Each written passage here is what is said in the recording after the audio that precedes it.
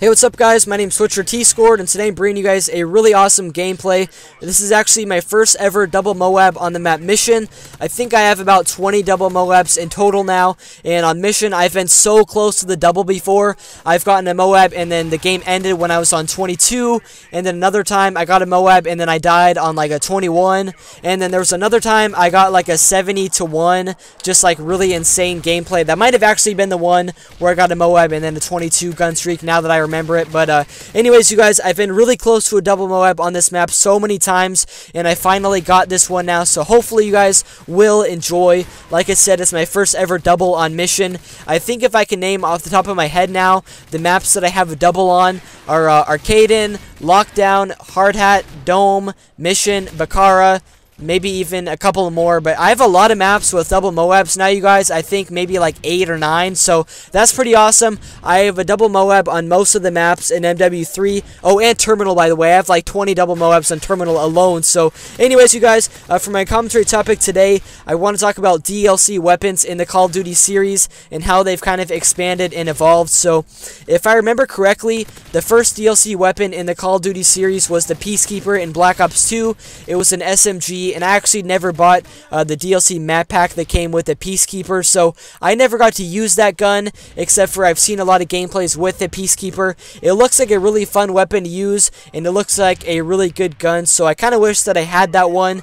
And what they did for that was you had to buy the DLC map pack. You got like 4 DLC maps, and then you got a Zombies map, and then you got the Peacekeeper weapon as well. So you know, I really like what they did there. I think it's understandable to make you have to pay for some maps and a Zombies map and the weapon as well. And then what they did for Call of Duty Ghosts, you guys, I think what they did, I actually only had like 2 days of playtime on Call of Duty Ghosts, but I think that the DLC weapons in that game, I believe there was like 3 or 4 DLC weapons, and I think you could buy the DLC weapons without buying a lot of DLC maps. Maybe I'm wrong about that though. Maybe it was like what they did in Black Ops 2 for the Peacekeeper, but I think you could buy just the weapon and not with like a whole pack of maps and stuff. But don't count me on that, you guys. I don't know for sure. That's just kind of what I remember.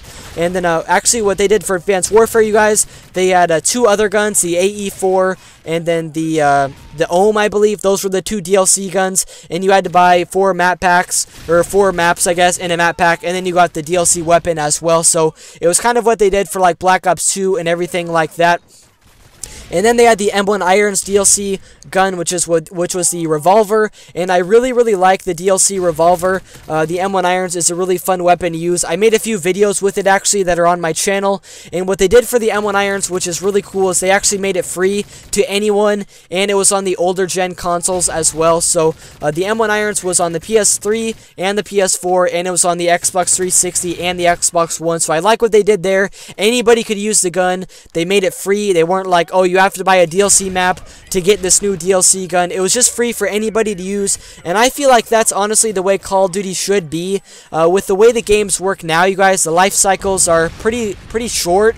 The game comes out, people are tired of the game after like 4 months, and I feel like if they want to make the game more of a success and make the game have a longer lifespan, they should have maybe like 5 DLC guns, and then every month come out with just a free DLC gun. I don't feel like you should have to pay $15 to get a DLC map just to get a gun. I mean, it's understandable, just because they want to make more money. They want you to buy DLC map packs, and then they're like, okay, you can get a weapon as well. But I feel like they should be free for all of us players that play the game, and we spend a lot of money to buy the game and buy some other stuff within the game.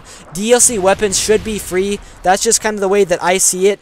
And then one thing they did for the newest 3 DLC guns, you guys, the STG-44, the SVO, and the Blunderbuss, those are actually only on the new gen consoles, so they're only on the PS4 and the Xbox One.